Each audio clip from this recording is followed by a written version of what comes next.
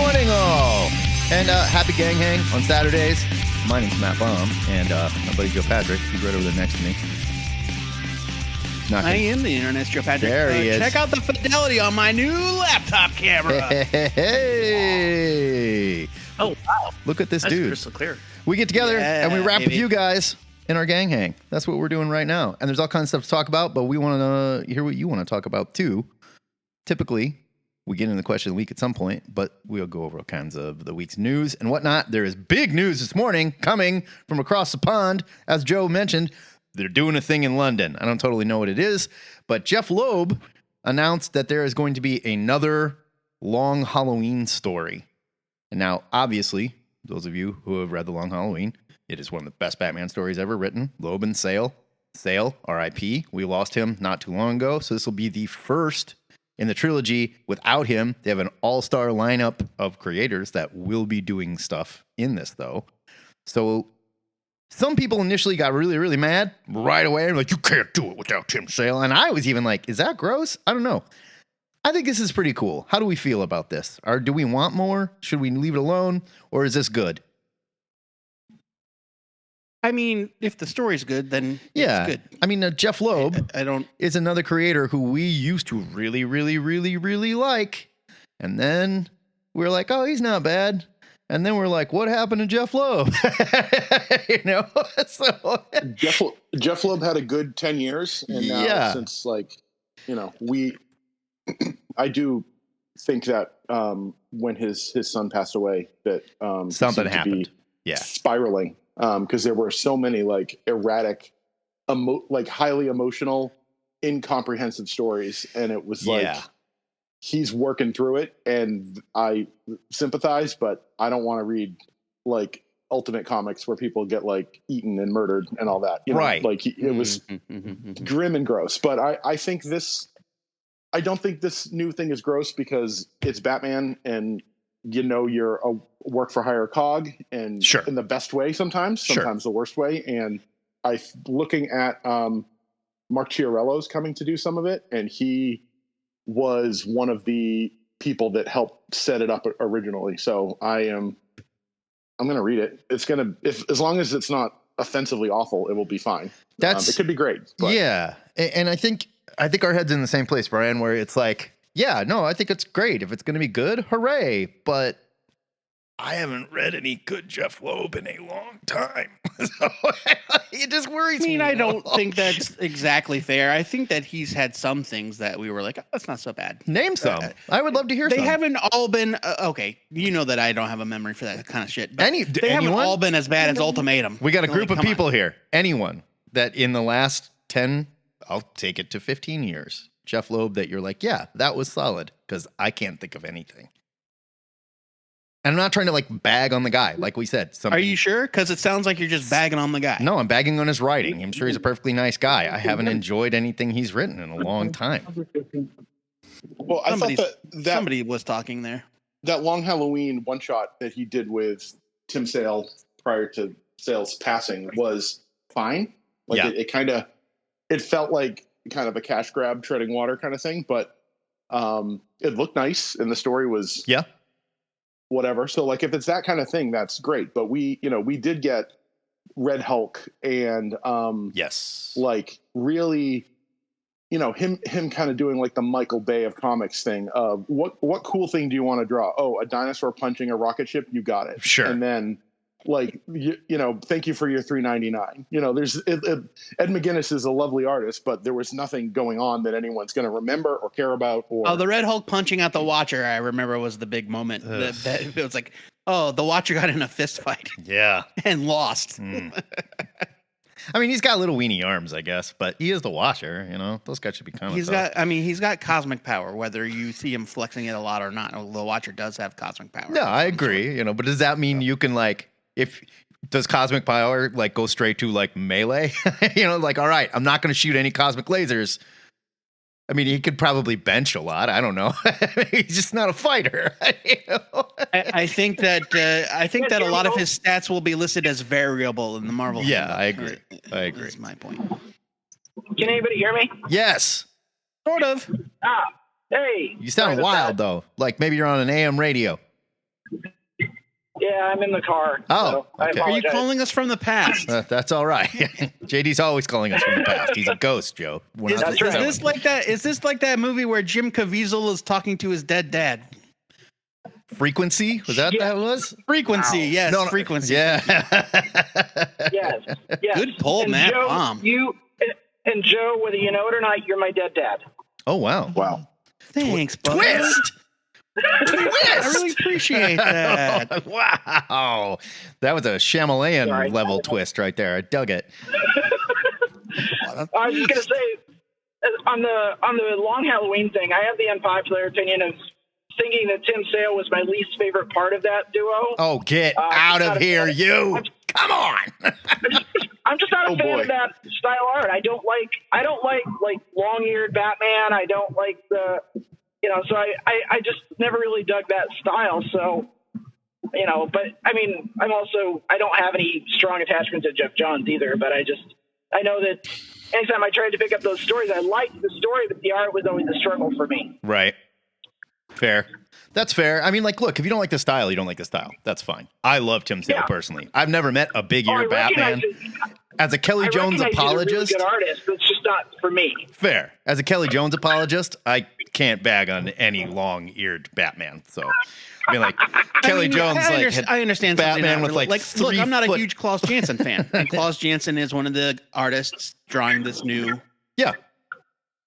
The title of the book we should state because it's kind of hilarious to me. The Last Halloween? Batman, the Long Halloween, the Last Halloween. Well, I mean, they called the colons are I emphasize the colons for effect, but that is the title. Sure. But I mean, they did the same with, Dark Victory. It was the Long Halloween, Dark Victory. So, No, it wasn't. It was just Batman, Dark Victory. I think maybe that happened later then, because now they're calling it. Nah, look it up. The reprints. It's called Batman, Dark Victory. Really? But I understand it not being to everybody's style. Like I said, I'm not a Klaus Janson dude really, but I recognize his status in the industry. Mark Chiarello is amazing. Eduardo Rizzo is the third artist they're going to rotate.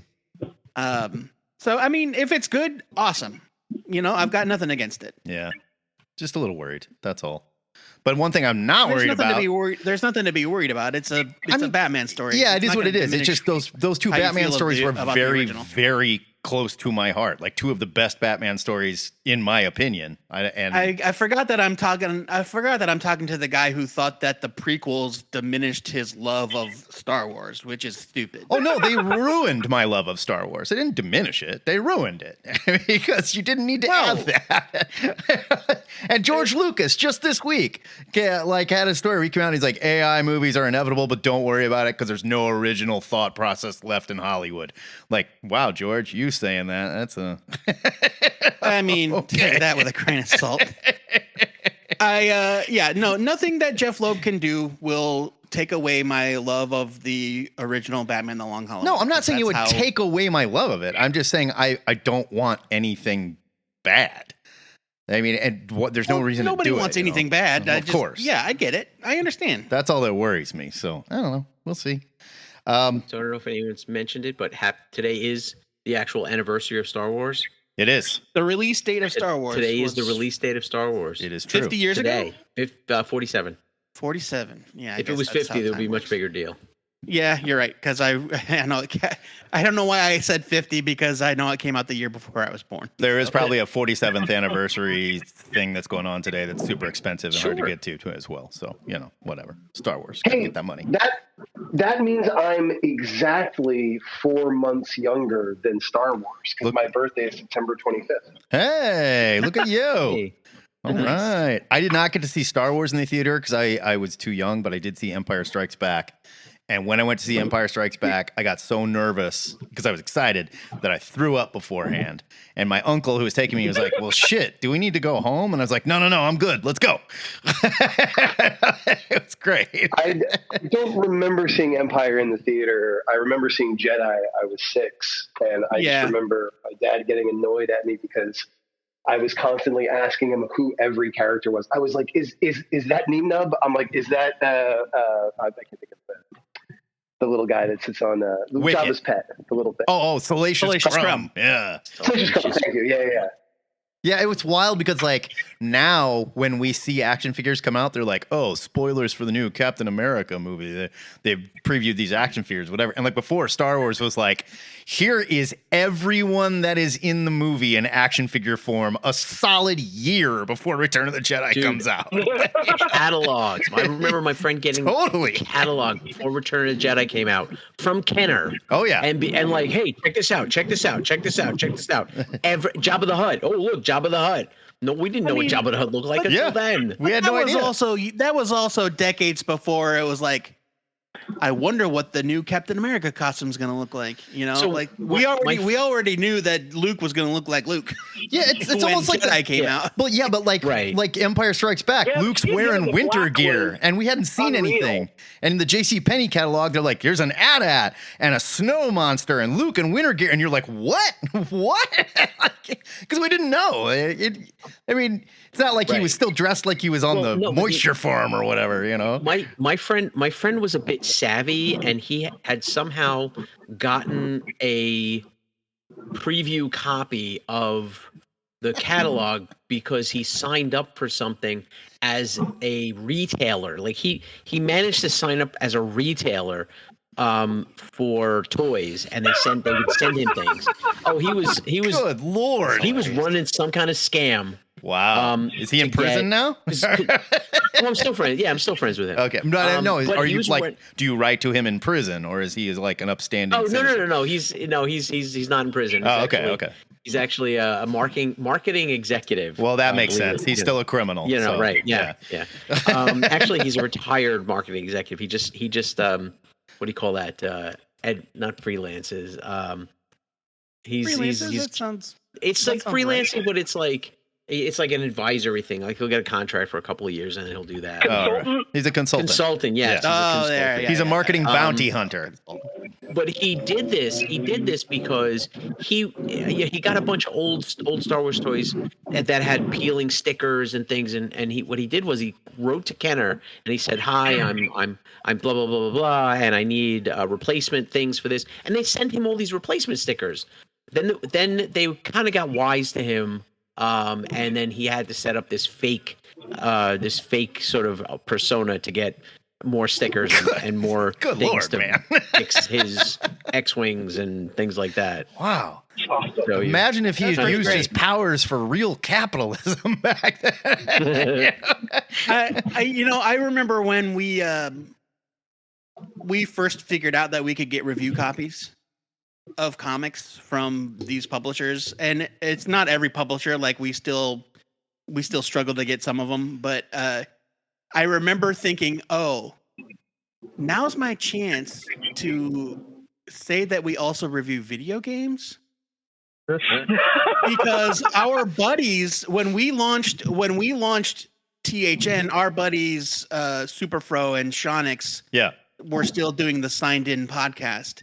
And they were getting video game, like codes for video games, like to download straight to their Xboxes and stuff. And I'm like, we need to do that. What can I do to get on the review list for these video game publishers? And then I never did it. Yeah. And I think they knew somebody. They had somebody on the inside too. They were pretty. No, I don't think it's any different, really. Oh, really? That people send out there are games journalists. They send out review codes. Well, we should be getting the Spider-Man games. To download a build of the game, the latest build of the game, and then people review it. We should at least be getting the video, the superhero games. Come on, like Spider-Man. Come on. Send us that stuff. Well, okay, you get right I'm on it and see and report back. I'm just gonna yell about it on the internet and put it out there. We're like, this is me doing it right now. So they're not gonna just send it to us. The people that publish the video games, they're gonna listen to the gang hang, and they're gonna go, Matt sounds upset. We should get him some of this stuff. Right. The publisher of Insomniac Games is like, oh man, I can't believe I forgot to send Matt a copy of the probably in the room with us right now, Joe, and we just don't know it. Okay. All right. Is it you, Joe Reynolds? One thing we don't have to worry about comic book wise, we finally got Tom King on an Archie book. Tom King is going to write an Archie book, and we are going to figure out who he picks, Betty or Veronica. Finally, the mystery will be solved. Comics' biggest mystery, according to the solicit. Who is Archie going to pick? They've done this shit before. They've done this a million times, Picks one or right? the other before. Right. It's old news, Tom. And like, what does it mean? Like he picks her. Like he They can like. leave it as Thruple unless Tom Brevoort's editing. Yeah. Hey, yeah, or you know what? Hey, Riverdale did it. So Yeah. Listen, there's some polyamorous stuff going in Riverdale. We all know it. Oh, This they're is just big, gonna confirm big it. time. Oh, good. At the end of Riverdale, they were like, they've said the quiet part out loud. They're like, yeah, they're all fucking. Yeah. I was like, They're like the whoa. X-Men. I mean, this is exactly what we're going to see. Yeah, it was Krakoan orgy level stuff going on in Riverdale. wake me Now- up when now Archie it's all chooses Brevoort Big now. Ethel. There you go. That's the real money right there. Yeah, What'd you say, JD? I said, not with Tom Brevoort editing. He's officially decried the Gene Oh, Scott that's right. Logan Thruple. He denounced it as nonsense. Oh, Yeah. dick. What a dick. I mean, like, okay, well, first of all, Nobody asked you. is it nonsense? Sure, but like, I was like, why God do we need to damn get it, mad about it? It's all I was nonsense. rooting for him as editor until that. Yeah, like I don't understand why he would pick that. That seems like a weird thing to pick to call out too. There's plenty of nonsense we can yell Well, about. somebody asked a era. specific question about it, so he answered the specific question. You know, they had us. You know, yeah, really, that's fair. and That's fair. you know, and so, but what I think it's interesting because we get a scene of Gene and Logan in a hot tub, and like, all right, like even in the Morrison run, we didn't need polyamorous, but we've got Gene and Logan like smooching. Right. They did it in the cartoon. They released the blueprint of the moon house. And it's like their rooms are connected. Yeah. And they all have doors into each other's rooms. It's like, okay. And there's one thing where it's like Logan in the middle and Gene on one side and Scott and they're like at a cookout or something and they're all like looking at each other and like it's in the background and everyone's like, oh, Scott's going in for a kiss. It's like, listen, you horny nerd, you're seeing what you want to see. Right. It looks like he's saying, oh, shucks, guys. Like, because by the way, it's Scott and you know the most repressed man on the planet. Right. Yeah. And Exactly. I don't have an issue if they are or not. Like, I'm not really that's not my horse race, but there was a pretty thorough evisceration of this by kind of that culture a couple years ago, where they said Hickman talked up a big game, but we don't see Scott doing anything with anyone. Yeah. All we saw is Gene and Logan again. So like, he was a little bit like poly-curious in his design. You know, he sat down at his drafting computer and made that stupid moon base that we saw for 3 issues. And then he said, you know, this is what they're doing, but you don't actually, there's no subplot of that. Then he realized he was working for Disney and Well, you know, nothing ever came of it. So just the reaction now to be like, yeah, that wasn't really a thing. And people being like, oh, this is erasure. It's like, well, look at the text, man. It's not there. erasure. Like, no. You want me to believe that Cyclops, Gene, and Logan are in a throuple? Then show me on panel. Yes. Cyclops kissing Wolverine. Right. I want to see Wolverine's hairy back, you know, like pumping Cyclops. I mean, That's what I want to see, you know? You do Logan in bed and Scott getting out of the shower. Right. Like that. You do like 80s TV style. Where it's like you connect the dots, but they didn't even do that. So, you know, Brevoort is getting, you know, he's going to get the blame for everything he's getting. But once again, it's Hickman like pulling his hat down over his face and sneaking behind the bushes, like, oh, got away with another thing. And there were plenty of like LGBTQ writers out there saying like, don't celebrate this. They're not doing anything. Like they're just saying something. Yeah. Actually, like all joking aside, there's a thing called queer baiting, and that might fall into that category. A bunch of people called it queer baiting, where they're like, oh, look, we can have the relationship with Mystique and friggin' what's her head suddenly? Destiny. Thank you. And Destiny. Suddenly, but all they're gonna do is hold each other's hands and be depressed together and hug everyone. Like, okay, I mean, like, great. I'm glad they're finally doing it. But Mystique does murder for her. But yes, you know. Yeah. I mean, I would to in Marvel's defense, at least with the Mystique thing, like they have never once minced words, at least in the modern day, that Mystique and Destiny are in love. Sure. And I'm fine with that. But but stuff like making it seem like Ilyana and Kitty are flirting. But again, that's a lot of that is people reading into things. Right. It's the supernatural fans who are like, some of it is the writers. Right. The supernatural fans are all like, saw this whole gay subplot. Claremont has come out and said that he wanted that. That he wanted that to be text, but he had to make it subtext because when he wrote it. Who did? Claremont. Oh, Claremont. Yeah. He's absolutely. He said all of this. Yeah, he said that Mystique was gay from the very beginning. Claremont also wanted Wolverine to be an evolved actual Wolverine. So yes. If you want to take some of it, you got to take all of it. That's what right. exactly also, right. Back when he wrote Kitty and Ilyana, they were like 15 years old. So true. That's just some. There was a lot of creepy stuff back then. To be fair, some Russian taboo, teenage romance. I believe it was Jeph Loeb that made Wolverine an evolved dog, along with Sabretooth and their ancestor Romulus. It wasn't an evolved dog. I mean, I'm not saying it wasn't. They were a race of dog men or something. They were like dog people, and then all of a sudden, like even people that looked like Wolverine's parents were still the same. They were even people that looked like cat people were dog people too. Like Farrell all of a sudden was a cat person. Yes, he doesn't know the difference between dogs and cats and magical creatures. What's the name of that big bad with the 4 claws? I remember that. It's just like I didn't read Romulus. It was Romulus. There you go. Yeah. Good God.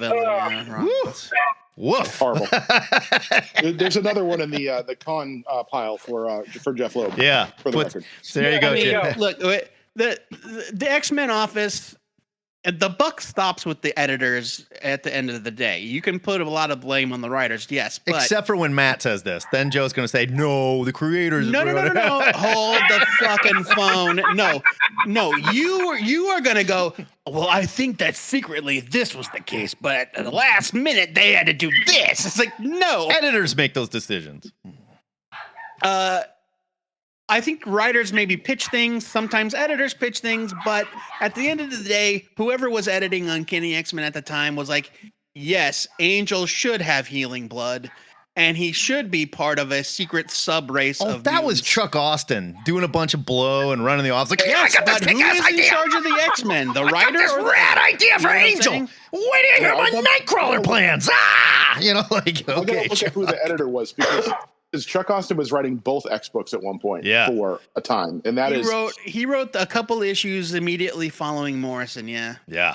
He's the one who gave us Zorn's other brother Zorn. Yeah. You can't name twins the same thing. I will go to my grave defending Chuck Austin. Kids. I will go to my grave defending Chuck Austin on this Zorn point because I think Marvel said Zorn's too cool for him to have secretly been Magneto. Oh yeah. We need to come up with a way for there to have been a real Zorn. Oh yeah. And also now another Zorn. So yeah, I don't think Chuck Austin is to blame for that. No, definitely. It could have just been there was one Zorn always, but now we have 2 Zorns. Well, having 2 Zorns is dumb. Yeah. Well, but there was a reason that Magneto had the real Zorn chained up in his basement or whatever. Yes, and that we had to have 2 Zorns because one of them was killed, right? And then they wanted to do this other one. Well, I'm Zorn's brother, Zorn. Well, Zorn was their last name. It was like Shen Zorn. Right. But I'm just saying they found like, oh, the real Zorn was chained up and murdered and Magneto became him, whatever. And they're like, well, don't worry. He had a brother that was also Zorn, named Zorn. So how many different characters has Magneto been that had other characters be that identity? Because we had Eric the Red. Eric the Red. Zorn. Joseph. Oh, now to be fair, Magneto was never Joseph. Joseph was a clone. No, but we're just saying, like, other people that turned out to not be Magneto that we thought were Magneto. Oh, sure. Yeah. Right. Joseph was not Magneto. Yeah. Zorn, the second Zorn was not Magneto. Yeah. Zorns of Bethpage.com. I don't know if I should click this or not. It's a chicken restaurant. Yeah. It's also that's the Z Zorn, no relation to It's a chicken restaurant Zorn. in Long Island. Right. So Zorn retired, and now he runs a chicken. That's the Zorns of Long Island, Joe. That's a Z Zorn, not an X Zorn. All right. Oh, I'm sorry. It's not the. They're not all related. Zorns. Yeah. They're it's not all the related. Westchester Zorns. No. My mistake. Yeah. Come on. Yeah. Oh yeah, Joseph did. Mark posted in the chat. Joseph returned in the pages of Scarlet Witch. Oh shit! That's right. So now I Steve have to Orlando's catch up. Scarlet Witch. Now I have to Yeah, catch he was up there on for a hot that. minute. Look, I love Joseph. I don't care. No, I'm saying that's I do too. I love Joseph. I mean, and reading that Scarlet Witch book's not going to be a chore. We loved it. No, it's great. I have to catch up now. Like Yeah, yeah. it had No, slipped for sure. It had slipped. It was and now I'm really like, oh good. shit! I got to get that. Yeah. They make an interesting point about Joseph in that book of when he was resurrected. There's something about his power levels being different than Magneto's, like somehow more powerful than Magneto. Interesting. Joseph was 'Cause more he's powerful than younger, Magneto? or- Something about he didn't go through similar issues that Magneto did or something. I can't remember. Oh, so they're doing something geez. like Cable, who never got the techno-organic virus, is super damn good, Right, whatever. right. Yeah, Yeah, Nate Gray. Yeah. His power is unfettered. because he doesn't have to walk around. Magneto was turned into a grunting baby and then unturned into a baby, so he's been through a lot of stuff. Yeah. Twice now too, right? He's been DH'd twice. No, I don't know. I think just the once. Was it just I once? was actually watching a YouTube about that, and I forgot that it happened in the Defenders. The first de-aging anyway. Yeah, an alien. Yeah, and in I the totally forgot. in the With Alpha. 70s, like Yeah. years and years before most of us were reading X-Men, anything X-Men. Okay, when I say I was de-aged, really- I mean turned into a baby once, but then he also got de-aged and just like made a younger adult at one point. Well, I think that when he was re-aged, he was younger than he should be. Kind of like the Okay. JSA when the JSA were restored back to their rightful ages, they didn't get all the way. They're Right. just so they're old again, but they're not as old. Right, as where they you don't should have be. 94-year-old Dr. Midnight. Well, right, because at a certain point, having World War II era characters running around is gonna be Problematic. Yeah. an issue. Right. I think Magneto's second de-aging was he was given a new body. Oh, There- that's true. Yeah. There was something, yeah, I can't remember exactly what it was, but he definitely ended up in a younger form. And I can't remember if it was the age of Yeah. new body or what it was, but this is not his first rodeo with getting younger. That's for certain. God bless I him. mean, I- look, Right. I really thought back in the Joseph days that Joseph was going to be the baby clone, like at his normal age now.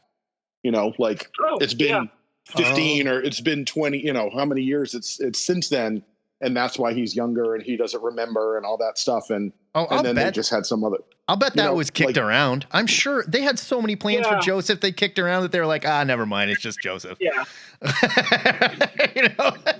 you know they did.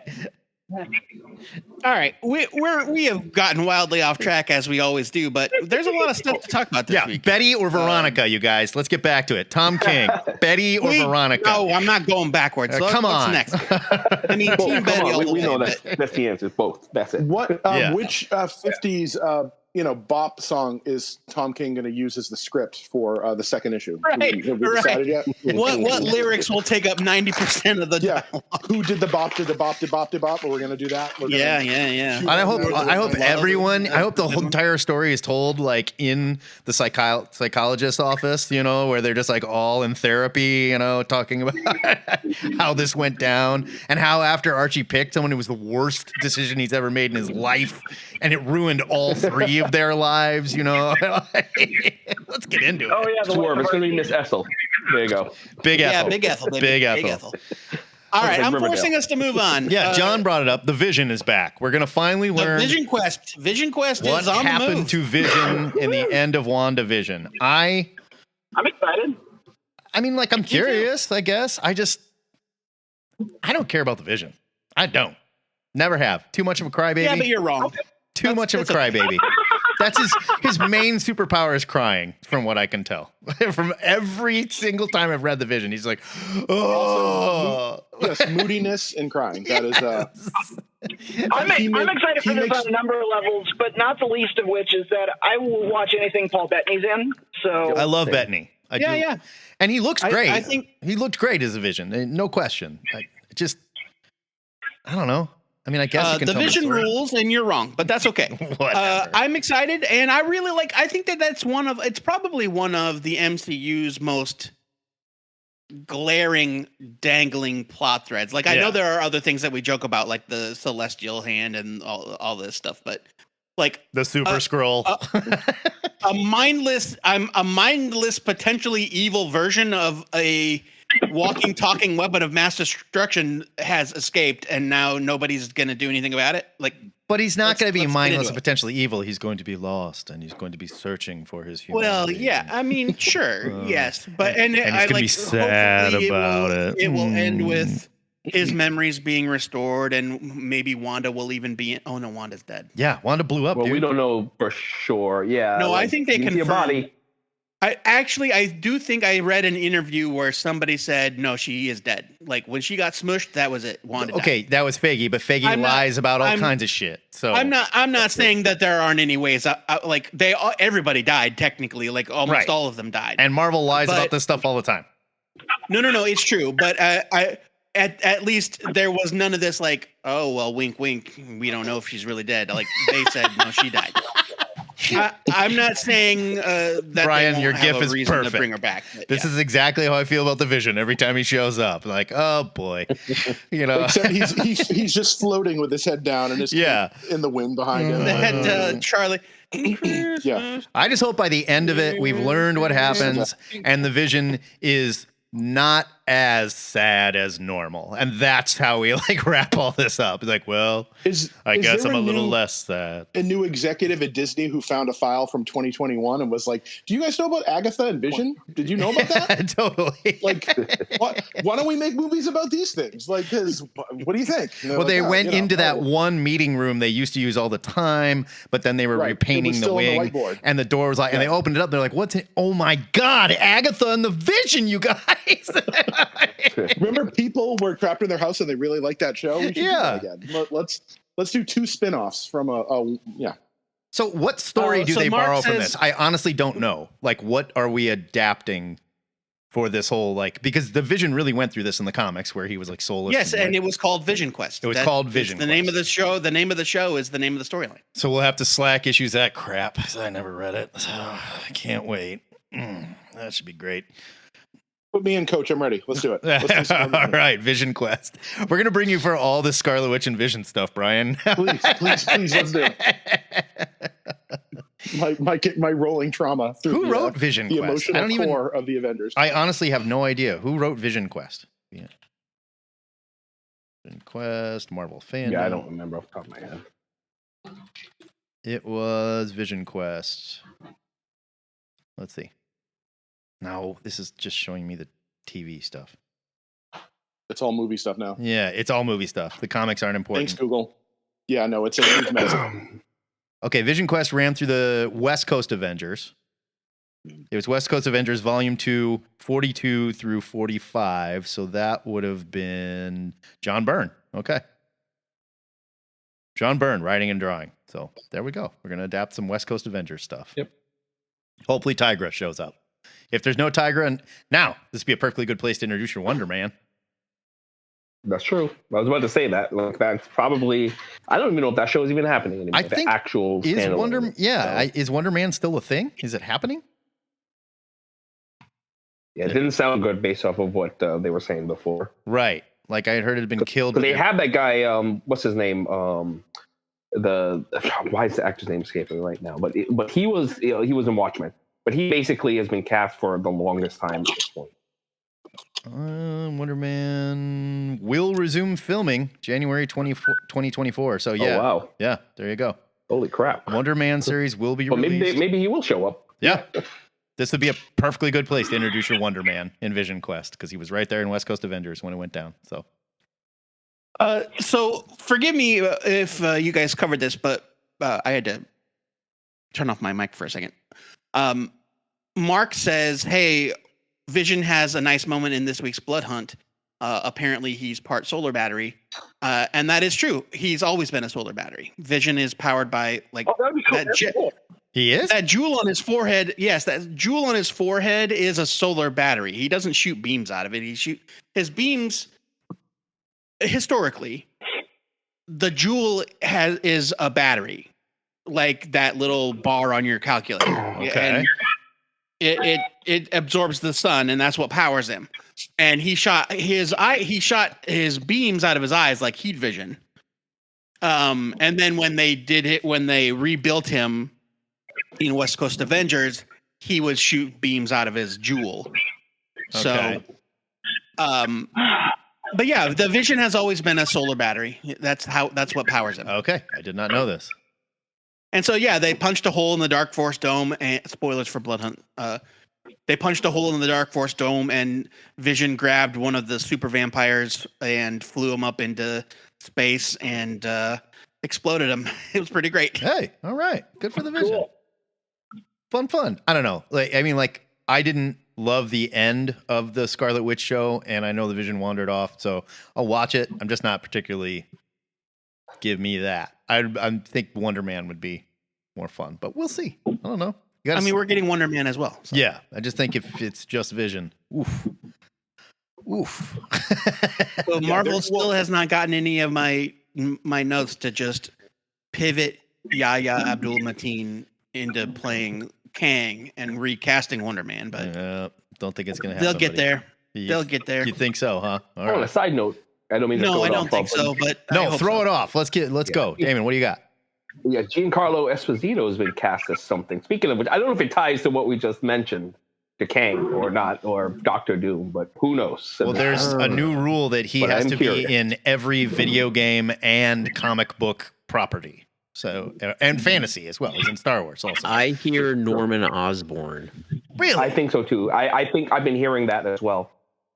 Because there was a character in the I'd be fine with it. Yeah, in the Spider-Man cartoon, who the upcoming one, I thought that was Shell, but I guess it's happening. But the point being is that there's a character who is Norman Osborn that looks exactly like Giancarlo Esposito. I don't know, that's foreshadowing at this point that this is happening. I'm into that. Well, I mean, the original Norman Osborn co-opted his hair from black culture, so why not get someone who can actually pull off the hair? Actually. You know, I mean, come on. Right? He could pull it off. It'd be great. I don't know if Steve Ditko really knew a bunch of dudes with cornrows. Okay, so that wasn't it. So. I read about this, and I thought I told you this, but I can't remember if we talked about it on the show or not. But Steve Ditko, he basically said, like, I am not trying to draw cornrows. He's like, that is how I drew curly hair. Because I was in a hurry. He said, I was just trying to draw him with curly hair. And then other artists were like, this is what his hair looks like. Got it? And everybody was like, yes, it is a cornrow. But cornrows don't go horizontally across the scalp. Cornrows go front to back. Any way you want them to go, Joe. There's no rules, okay? Matt, I'm telling you right now, if I had ever seen a person with horizontal cornrows, I would have been shouting about wrestlers and boxers do it all the time, my dude. All right, but thank you, white guy, for telling black people how their cornrows work. Anyway, but yes.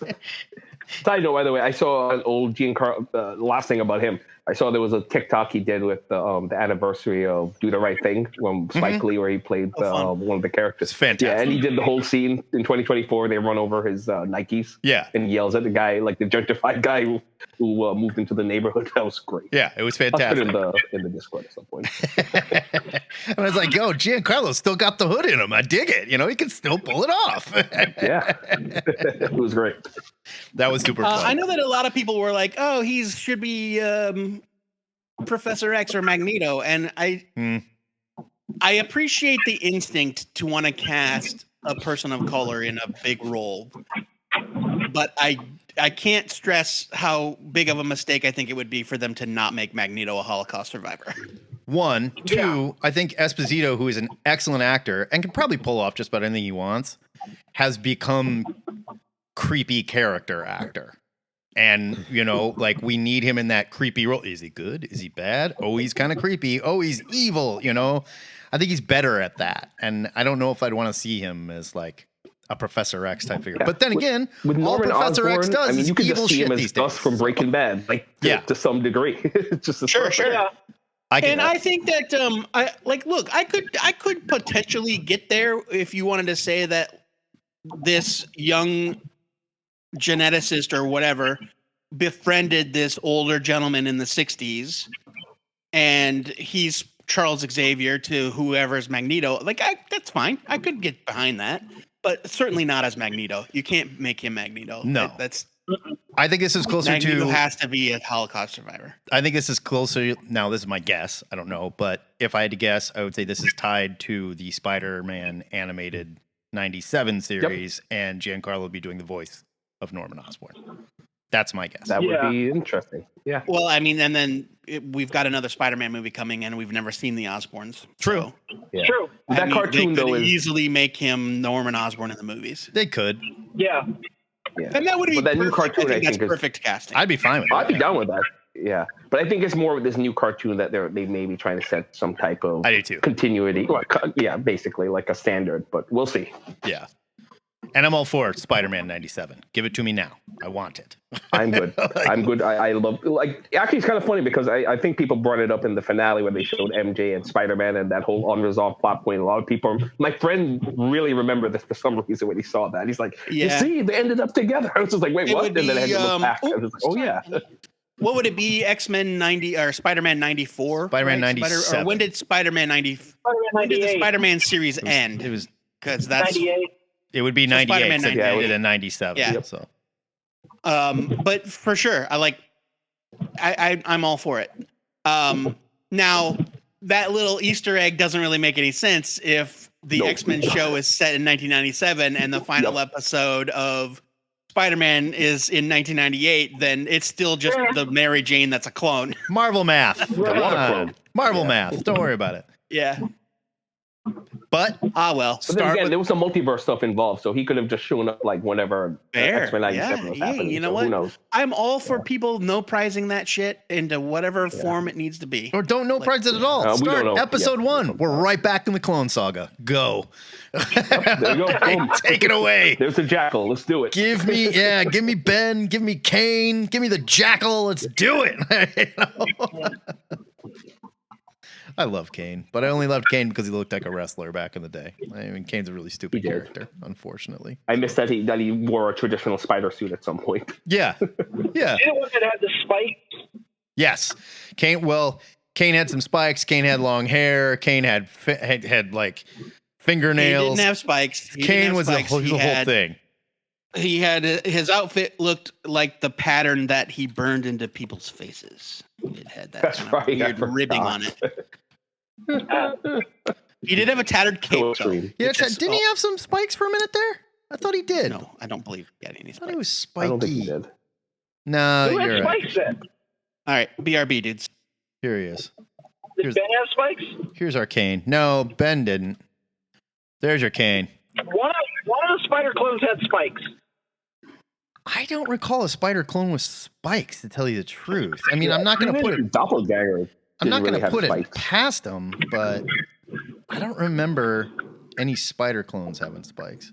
That said, there was. I don't know. Yeah, Kane kind of had like this weird, like sharp edges thing about it. Not spikes. Yeah, I see. Yeah, he was an edgy guy. He was dark. He was scary. Yeah, he burned people he with had, his like hands, sharp edges, just like Spider-Man does. And they explained it as like, oh, it's the friction of his stickiness does it. Like, no, come on, that's dumb. Ew. Yeah, gross and dumb. Was the other clone Spider Side? Spiders? No, Spider Side was what was Spider Side? We did a short on Spider Side where Uncle Joe laid it out. It's on our YouTube, and I can't remember. It was the dumbest shit in the world, though. There was another clone that had like shape-shifting, like carnage powers that grew spikes. Yeah, and that may have been Yep, you know what? You're right. Spider Side. Here he is. Oh, geez, I remember that now. Oh, God. He's all gooey now, but like when he first showed up, he was a spiky bro. Yeah. I'm trying to find him with spikes. I think he only was alive for like 3 issues, too. Yeah, Spider Side's super dumb. They just brought him back. Exactly like a Rep Rat. He does look like Rep Rat in the face. Sort of. He does. Rep Rat? Oh, God. Rep Rat is when I stopped reading Spider-Man. I was a Spider-Man apologist up until then, of this current run. Be engineered to kill the real. Oh, okay. So the Jackal made him out of goo, basically, with some DNA to kill Peter Parker. That's why he's a shape changer type guy. So there you go. Spider Side, super stupid. Yeah. We got a new Beetlejuice trailer this week where we've finally got a look. Yes. And it looks like they're doing a lot of practical effects, and I applaud that because I did not want to see CG Beetlejuice bullshit. I'm fine with like the background effects and lights and lasers and whatnot, but I want to see all the practical effects, and I think it's great. And I think Jenna Ortega is doomed to be Wednesday Addams for the rest of her life, and I'm fine with it. Totally fine with it. Yeah, she plays the archetype well. I would like to see a little bit of CGI in the Beetlejuice trailer. I would like to see them try to CGI some light or some life into Michael Keaton's dead eyes. I was about to say something that kind of might be a hot take on that. A solid 50% in that trailer. Yeah. Yeah, he does not look as animated as obviously for obvious reasons, but he's definitely not as animated as how he was when Beetlejuice first came out. Fair. So they're working around it. I think you can tell by the trailer. They're kind of working around it. Well, and maybe that's a story element. If Beetlejuice 2 is nothing more than a cash grab for Catherine O'Hara, Winona Ryder, and Michael Keaton, I'm totally fine with that. They deserve it. Absolutely.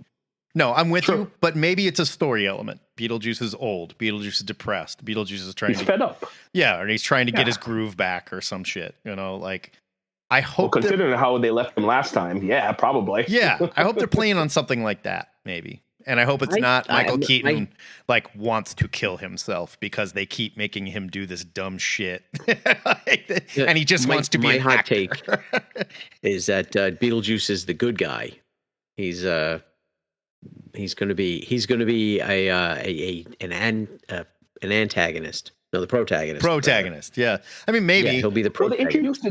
They introduced the two other characters who I don't know. Like, there's Willem Dafoe of all people in there, and what's her face? Monica Bellucci. There you go. So we don't know what role they're playing, but yeah, exactly. Yeah, I have a feeling you're right. Monica Bellucci is someone from Beetlejuice's past, like a spurned lover or something. And I kind of got the impression that maybe Willem Dafoe was like her toady or whatever. Yeah, with I can't believe Grandpa's dead. I'm like, wonder why they took Jeffrey Jones' character out. Aside from I wanted to say total creep. We wish Jeffrey Jones. The pedophilia in the child. Might have something to do with that. I can't believe he's dead. I can. Yeah, exactly. Wednesday. I called it Wednesday. Jenna Ortega's character just like it. Well, there's a perfectly good way to deal with it too, though. You can do like we just never spoke about him again, or you can be like, oh yeah, you mean when Grandpa died? Yep, next scene. Yeah, we're done. I love it. It's all the continuity. I think it looks great. It's like the editor's notes. It's just a little asterisk. Grandpa died. Done. Okay. It's a Poochie thing all over again. Yeah, he died on his way. He died on his way back to his home planet. Yeah. So, anybody been watching Star Trek Discovery? Yes, I have. Okay, so I want to say I'm enjoying it, but at the same time, I'm like, I can't believe this is the last season. I think the pacing's great. I like the way they've outlined the show instead of it just being, we're not going to tell you what happens till the end. Right. That they're giving you what's happening along the way. I find that Locke and Mal to be like middle school students who are like dating each other, and it irritates me. That irritates me. I don't care about them at all. I've seen. Yeah, I'm like, I don't care about these characters. I don't. They act like children. Yeah. And I think that that one of my biggest problems with Locke and Mal is that they're acting. Not acting, but their actions are like superhero level, where they're taken out. And she took out the head of the Breen ship, and is like, oh no, and they didn't kill her immediately. I'm like, give me a break. Well, and they would have killed her immediately. Not just that. Like, if you think about all the other Star Trek villains that we have, where we set up this Star Trek villain is super bad. Here's what they did that's super bad. They showed up, they did this super bad thing. Oh shit, that's so bad. We have not seen Locke and Mal do anything impressive. They haven't done anything but they're like, bad. we can't catch them. They fly too fast, and like they keep making duplicates of themselves. It's like, why? Yeah. They're not compelling. One, they act like petulant children. Two, and three, it's like they keep telling me what a threat they are, but I haven't really seen it. And I will say this: I've enjoyed Discovery. There was a lot of criticism that Discovery was too precious. And I feel like this season, they've really leaned into the precious aspect. What does that mean?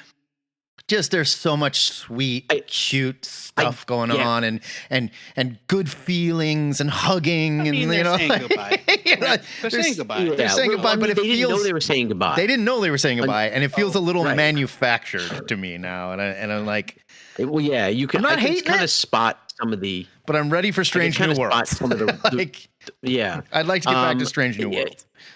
I like I said, I'm enjoying it. I'm enjoying this final season. I don't honestly think that they did right by the cast and the crew and the creators by ending it at the end of this run and going, oh, by the way, it's the end of the series. Like, give them a proper send off so they actually can write a proper send off. Give them a 6th season or give them a movie finale that's outside of what they're doing right now, because I feel like it was a good show. It was a great restart to the Star Trek franchise, and I really feel like they're kind of doing them dirty along with a lot of the cast members. What happened to Oo and Detmer? They just disappeared. If they don't show up in the ISS Enterprise in the last episode, I'm going to be pissed.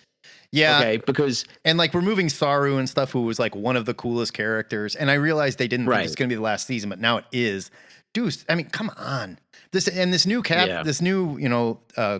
number one, he's fine, but I'm a little over he does it differently. He's an asshole, but he's not that big of an asshole. He's just kind of an asshole. It's like everybody loved the guy from Picard.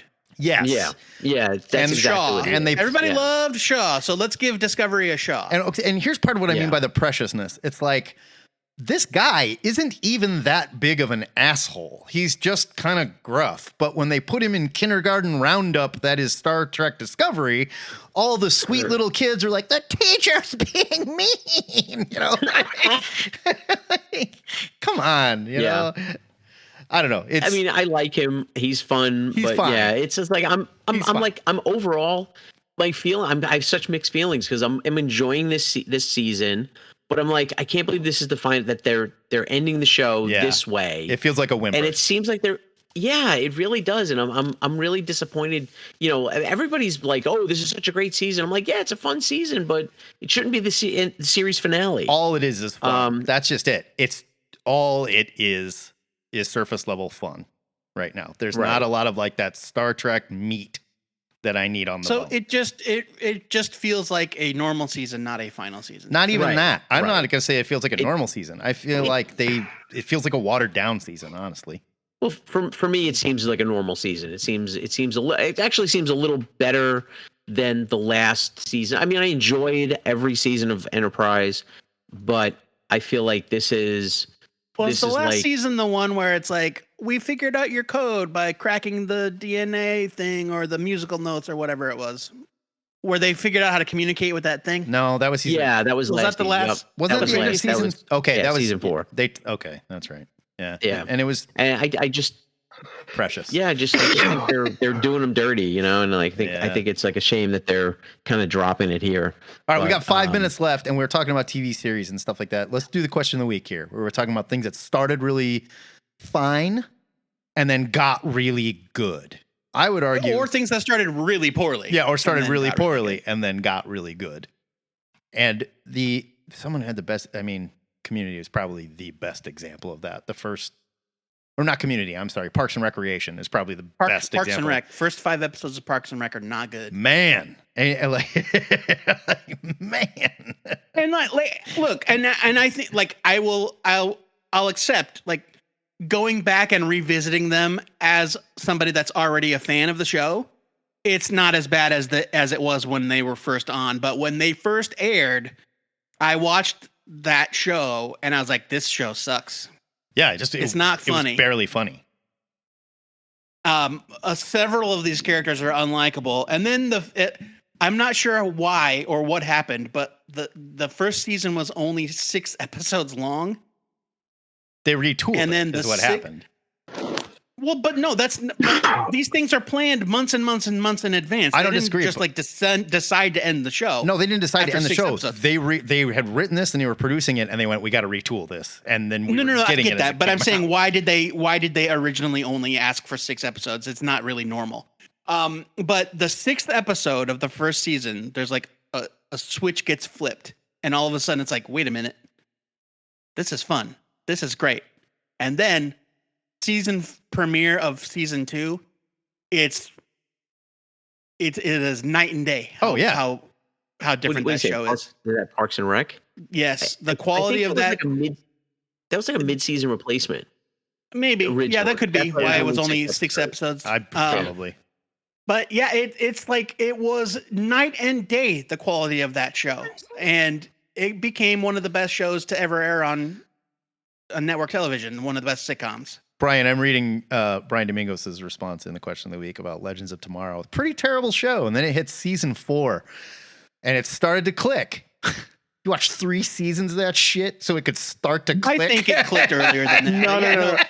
No, please. It was very bad. It was like all terrible. The Arrow shows. It was awful. Terrible. But I started, I think it was because the crossover was going to happen, like the Crisis one. So I wanted to kind of have some idea what was going on. And the premiere, it's the hippie one with like, they have to track down these like mystical things. Oh, is that the one where they go to Woodstock or whatever? Yeah, with the unicorn. And it's unicorn, and the unicorn imbailing people. All these like high hippie. It makes all the hippies high, and then it murders them for their like souls. And it's like, not Rip Hunter and his beard and like a Doctor Who ripoff. Like it is like a zany weirdo show with a bunch of really charming supporting characters that click really well together. Like it's a fun show to watch. It's not like the Arrow 2 where everyone's mean and like there's one comic relief guy. Like they're all good. Season 1 of Legends of Tomorrow is legitimately terrible. It's like it had Vandal Savage was the villain and he sucked. Hawkman and Hawkwoman were on it and they were terrible. Oh god, yeah, they were terrible. And it was so serious and all this nonsense. And then at some point, before season 4, I think they started to realize, oh no, this is the show where we can be as silly and as dumb as we want. Yeah. Well, because we have a team that's essentially Black Canary, Captain Cold, Heat Wave. It's like the most hodgepodge assemblage of goofballs. Well, you get that guy who is in. He plays Steel, and he's the handsome supporting boyfriend on like everything from like the early 2000s, and he was on like What I Like About You with Amanda Bynes, and he's funny and charming and like good when he needs to be good. And Nick Zano is his name. Nick Zano, so it's that kind of actor, and they start like it's not, if you don't care, you're not going to care. But like I was like, I'd like something to watch, and it was surprisingly very good. Legends of Tomorrow goes from awful to pretty great. Fair enough. And again, it's not Shakespeare or anything. It's just really fun. Yeah. And I would say it's probably, I would put late seasons of Legends of Tomorrow above Arrow or The Flash any day. Oh, 1,000%. Arrow's just terrible.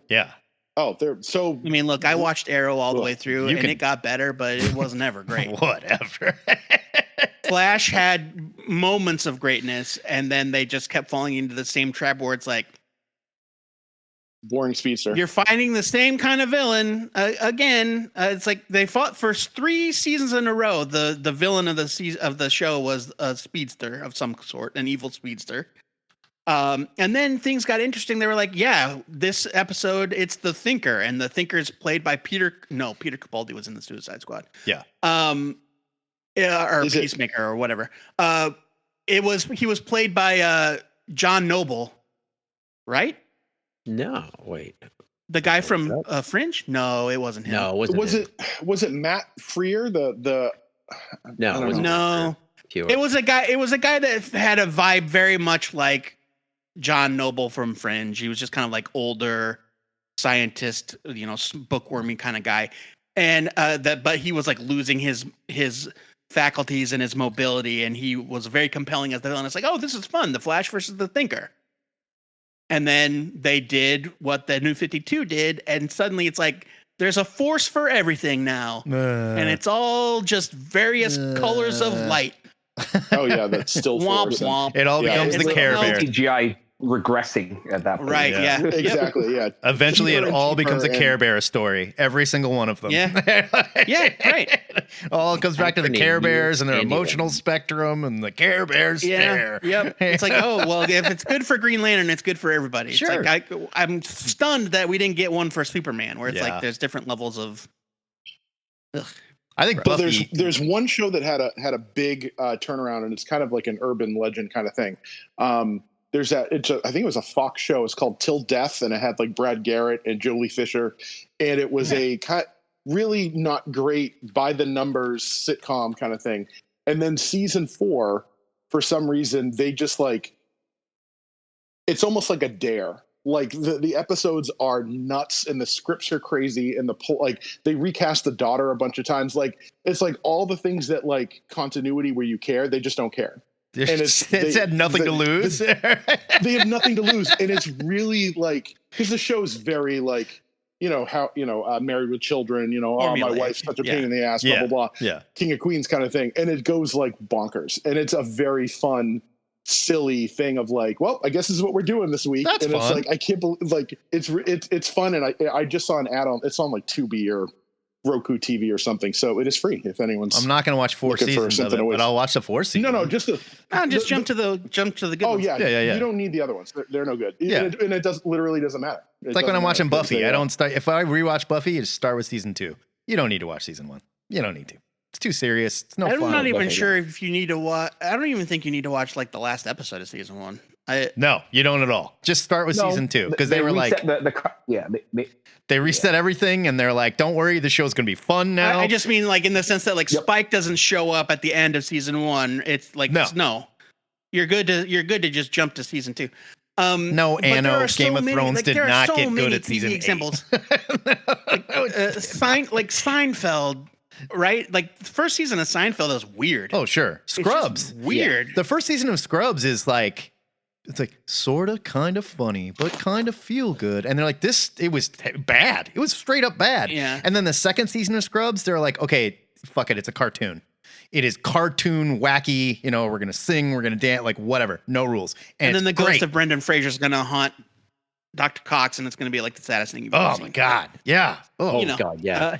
Scrubs. Just don't watch the last season of Scrubs. Yeah. Ugh. Terrible. Oh, Where they- man. where- Please. And It the gets, spin-off. They got a last-minute renewal, and all of a sudden, they're like at medical school, and everybody's a teacher, and it's awful. terrible. It was just terrible. Oh, it's so bad. Absolutely terrible. All right, I got to get out of here. It is noon. This is the Good Gang Hang, though. I will be back next week. This week, You know new what? comic I show. want to say that we had a record number of people in the gang hang today. Quite possibly. Like they didn't all. Oh, they dang. weren't all here the entire time, but at one point we had, I think, like 20 people. In I here. weren't counting, but yeah. Hey, go see Furiosa so we can talk about it next week. I am super pumped. I'm going to go this weekend. I can't friggin' wait. I'm How so long did it take excited. Matt to see Doom Part 2? Oh. Let's not hold him to that. No, I'm really going. Let's not expect anything. I'm really going because like it's in the theater at the right time. That's why I can go. All right, guys. Good times. Have a good week, guys. Be back next Saturday. Later. See ya. Bye. Bye.